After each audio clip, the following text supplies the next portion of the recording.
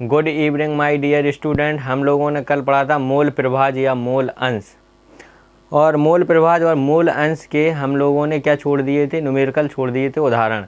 तो आज हम डिस्कस करेंगे उन उदाहरणों पर।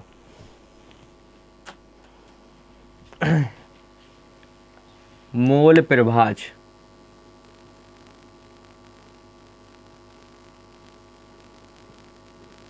या मोल अंश कहते किसे हैं ये तो पता ही होगा। अब इसके जो उदाहरण हैं उस पर हम लोग डिस्कस करते हैं। फर्स्ट है, किसी एक बिलियन में 3 मोल एथिल एल्कोहल के हैं, C2H5OH एथिल एल्कोहल के हैं, और 9 मोल जल के हैं। तो प्रत्येक अवयव का मोल प्रभाज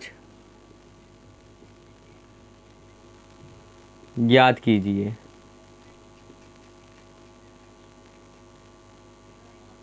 ठीक है, किसी एक बिलियन में 3 मोल एथिल एल्कोहल के, 9 मोल जल के हैं, तो प्रत्येक अवयव का मोल प्रभाज ज्ञात कीजिए। मतलब हमें विलय और विलायक दोनों का मोल प्रभाज ज्ञात करना है, और इसमें हमें मोल ही दिए गए सीधे, मतलब कि NB और Na का सीधा मान हमें दिया गया है। तो देखो, किसी बिलियन में 3 मोल एथिल एल्कोहल के, तो ये क्या होगा, NB होगा। NB का मतलब क्या होता है, विलय का मोल। किसका मोल, विलय का। विलय के मोलों की संख्या है ये, कितनी दी गई है, 3 मोल। अब ये समझे कैसे हैं कि 3 मोल है, क्योंकि जिसकी मात्रा कम हो वो विलय और जिसकी ज़्यादा हो वो विलायक। और विलायक के मोलों की संख्या कितनी है, विलायक के मोलों की संख्या मतलब कैपिटल Na बराबर हमें दिया गया है 9 मोल। कितना दिया गया है, 9 मोल।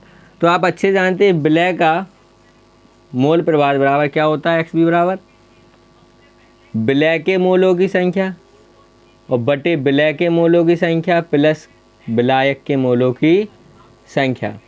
इन दोनों को क्या करेंगे, हम रख देंगे। तो देखो, ऊपर 3 3 प्लस के 9 जोड़ दीजिए, 3/12, 3 एकम 3, 3 दूनी 6, 3 त्रिका 9, 3 चौको 12। अब 4 का भाग 1 में देना है, तो ऐसे तो जाएगा नहीं, अच्छे से जानते हो कैसे जाएगा। 0 बढ़ाओ, 4 दूनी 8, घटा दो, कितना बचा 2, फिर एक 0 बढ़ा लो, 4 पंचे 20, 0.25 मोल निकला। कितना मोल प्रभाज निकला, 0.25। ऐसे ही हम निकालेंगे विलायक का मोल प्रभाज XA बराबर, तो ऊपर क्या हो जाएगा, विलायक के मोलों की संख्या और बटे विलय के मोलों की संख्या प्लस विलायक के मोलों की संख्या। मान रख दीजिए, विलायक का कितना है 9, विलय का 3 और फिर 9, तो आप समझ गए 9/12, 3 त्रिका 9 और 3 चौको 12, 3/4 भाग दे दीजिए। अच्छे से पता है भाग देना सभी को आता। 4 का भाग कितने में देना है, 3 में देना है, तो दशमलव बढ़ाएंगे, 0 लगाएंगे। अब 4 छंग 24, 4 सत्ते 28, चौगुट 32 ज़्यादा हो जाएगा, तो 4 सत्ते 28 लिख लेंगे। घटा दो, 2 बचा, फिर 0, 4 पंचे 20, 0.75 मोल निकला। आप समझ चुके हैं विलय का मोल प्रवाह 0.25 और विलायक का मोल प्रवाह 0.75 निकला है। इसी प्रकार से हम एक और न्यूमेरिकल देखते हैं और वो भी आप ऐसे ही लगा लेंगे आसानी से। ये तो समझ में आ ही गया होगा। और न्यूमेरिकल आपको घर पे भी लगाना है, बुक से लगाएं, मास्टरमाइंड से लगाएं, जिससे भी आपको लगाने हो। अगला जो हमारा सवाल है तो वो है 46 ग्राम एथिल अल्कोहल को 46 ग्राम एथिल अल्कोहल को 36 ग्राम जल में 40 ग्राम एथिल अल्कोहल को 36 ग्राम जल में घोला गया है तो प्रत्येक का मोल प्रवाह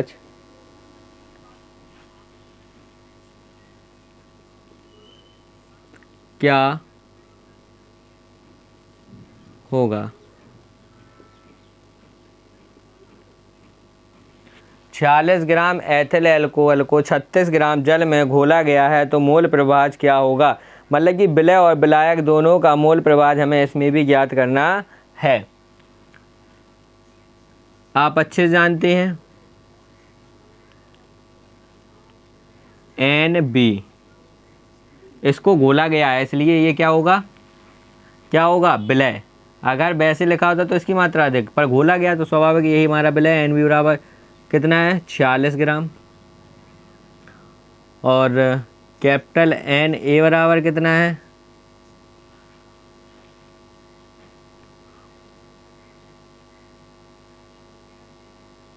घोला गया है, ये ऐसे नहीं लगेगा।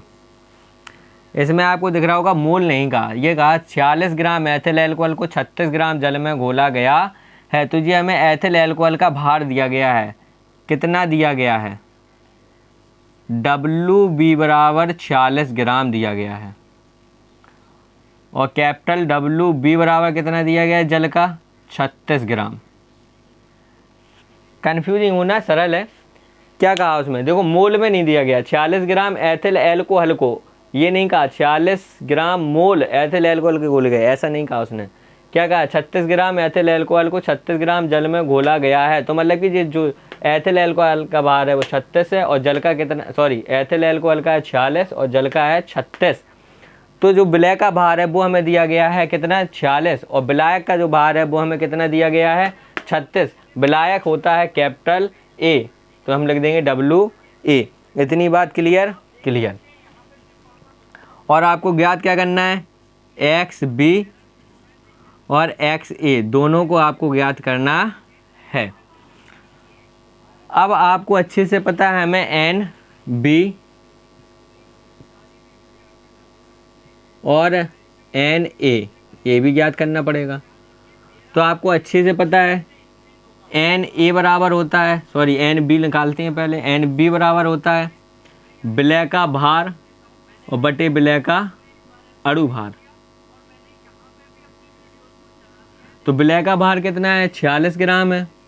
और विलय का अणु भार कैसे निकालेंगे, मतलब एथिल अल्कोहल है जो C2H5OH, अणु भार निकालने के लिए बताया था कार्बन कितने हैं, 2, कार्बन का परमाणु भार 12, हाइड्रोजन कितने हैं 5, इसका कितना 1, ऑक्सीजन 1, परमाणु भार 16, हाइड्रोजन भी कितना 1 और हाइड्रोजन का 1, 12 दूनी 24, 5 एकम 5, 16 एकम 16, 1 एकम 1, 6 और 1 7, 7 और 5 12, 12 और 4 16, 16 की 6, कितनी आई 6, 1 और 2 3 और 1 4, 46। तो इसका जो अणु भार भी है वो कितना निकला, 46 निकला। अणु भार कितना निकाला हम लोगों ने, 46। 46 से 46 कैंसिल, तो आपको पता चल गया एन बी बराबर हमें कितना प्राप्त हुआ, 1 प्राप्त हुआ। ऐसे ही हम निकालेंगे एन ए बराबर, तो यहाँ पे क्या हो जाएगा, कैपिटल डब्ल्यू ए बटे कैपिटल एम ए। जो कैपिटल डब्ल्यू ए है विलायक का भार है, ये हमें दिया गया है कितना, 36, और बटे अणुभार कितना दिया गया है, अणुभार हमें निकालना पड़ेगा जल का, किसका, जल का, क्योंकि ये विलायक है और विलायक हमारा क्या है, जल है। तो हाइड्रोजन 2, 1 प्लस ऑक्सीजन 1 और 16 कितना निकला, 18। 2 एकम 2, 16 एकम 16, 16 2 18। अच्छे जानते हैं 18 एकम 18, 18 दूनी 36, 2। जो आपका एन बी है वो 1 निकला और एन ए है वो 2 मोल निकला। ये मोलों की संख्या है तो मोल में ही आती है। अब यहाँ पे हम लिखेंगे फॉर्मूले को, एक्स बी बराबर क्या होता है, एन बी मतलब विलय के मोलों की संख्या बटे विलय के मोलों की संख्या और प्लस विलायक के मोलों की संख्या। मान रख दीजिए एन बी बराबर कितना निकाला हम लोगों ने, 1 और बटे 1 प्लस 2, 1 बटे 3, 3 का भाग देना है इसमें। तो आप अच्छे से जानते हैं भाग कैसे दिया जाता है, 1 में तो जाएगा नहीं, तो हमें क्या करना पड़ेगा, दशमलव लगानी पड़ेगी, 0 बढ़ाना पड़ेगा, 3 त्रिका 9 हो जाएगा। कितना हो जाएगा, 9 घटाएंगे तो फिर से 1 1 0 मतलब कि यही निकलेगा 0.33। बार लगा दूँ क्योंकि बार बार आएगा। अब हम निकालेंगे किसका, एक्स ए विलायक का मोल प्रभाज। तो क्या होता है, कैपिटल एन ए बटे capital N A plus N B, क्या होता है, N B. Capital N A का मान बताइए कितना है, 2 है, और 2 प्लस के 1 जोड़ दो, 2 बटे 3। यहाँ भाग दे दीजिए तो 0.20 हो जाएगा, और तिरछंग 18, फिर 2 घटाएंगे तो फिर 2 फिर 0 तिरछंग 18, मतलब कि यहाँ पे निकलेगा 6 मोल। इसका आंसर आया 0.33 और इसका आया 0.66। तो आप अच्छे से समझ गए होंगे इस सवाल को भी। देखो एक बार फिर समझा देते हैं। 46 ग्राम एथिल अल्कोहल को 36 ग्राम जल में घोला गया है, तो प्रत्येक अवयव का मोल प्रभाज ज्ञात कीजिए। बिल्कुल ईजी था। डब्ल्यू बी बराबर आप रखेंगे तो 46 ग्राम और डब्ल्यू ए बराबर तो 36 ग्राम, मतलब विलय का भार हमें 46 दिया गया है, विलायक का भार हमें 36 दिया गया है। इतनी बात क्लियर, ठीक। अब आपको पता है कि डब्ल्यू बी और डब्ल्यू ए दिया गया है, मतलब कि तो हमें मोलों की संख्या निकालनी पड़ेगी। तो विलय के मोलों की संख्या बराबर होता है विलय का भार बटे विलय का अणुभार। विलय का भार 46 दिया गया था, विलय का अणुभार हम लोगों ने निकाला था, कितना निकला 46, तो 46 से 46 कैंसिल 1, विलय के मोलों की संख्या 1 निकली। वैसे ही हम निकालेंगे विलायक के मोलों की संख्या, तो ऊपर होगा विलायक का भार बटे विलायक के अणुभार। विलायक का अणुभार मतलब जल का अणुभार 18 होता है, और यहाँ पे 36 भाग दिया तो 2।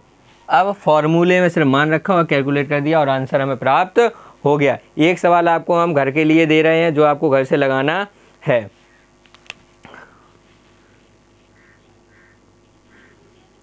90 ग्राम जल है,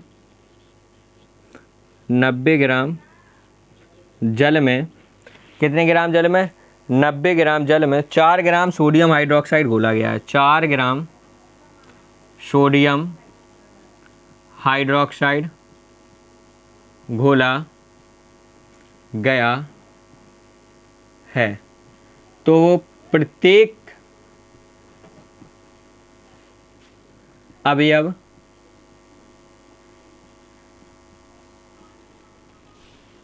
के मोल प्रभाज की गणना करनी है।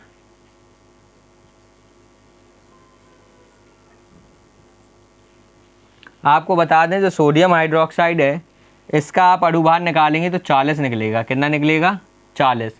और ये हमने अणुभार निकालना सिखाया था, कैसे निकालते हैं और आप लोग निकाल लेंगे। तो दोनों न्यूमेरिकल आपको समझ में आए होंगे। और तीसरा आपको कैसे लगाने को दिया है हमने। अब हम लोग बकाया की जो डिस्कस है वो अपने नेक्स्ट वीडियो में करेंगे हम। और जब तक के लिए आप लोगों को पढ़ते रहना है, कॉपी अच्छे से बनाते रहना है। और समझ में आ रहा हो तो लाइक करो, और नहीं करना हो ना करो, तुम्हारी इच्छा। वैसे ही कहने से होता क्या है, तुम लोग वैसे ही नहीं करते हो। करोगे तो बहुत अच्छी बात है, मन लगेगा। ठीक है, तो मिलते हैं इसके बाद छोटे से ब्रेक के बाद।